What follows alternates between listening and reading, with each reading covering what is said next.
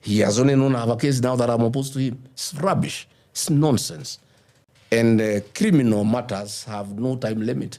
If I stole food, William Ruto can take me to court tomorrow.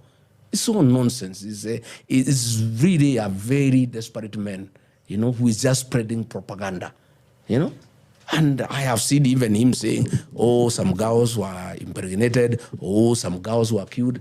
They have been here trying to look for the relatives, oh, we can give you 10 million, you say this, you say that. It's all nonsense. And I really don't want to bother with those things because those things have been said by bloggers opposed to me for the last 5 years. I'm very embarrassed when I see a president of a country picking content from bloggers and talking about it on top of a car.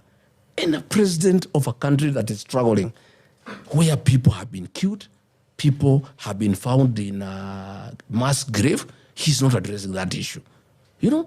43 people have been killed in a mass grave. He's not addressing that matter. The country has a debt of 12.9 trillion. He's not addressing that matter. He's addressing nonsense. That he can get in top of a car to say that a cow of somebody died because of a tick. Just how petty can a president be? When the country is struggling so much with so many problems. Kenyans are asking themselves, where did we go wrong? How can a president of a country be so petty, so reckless to handle personal issues of Kenyan citizens that are a result of rumors and gossip instead of handling the real issues that are affecting the people of this country?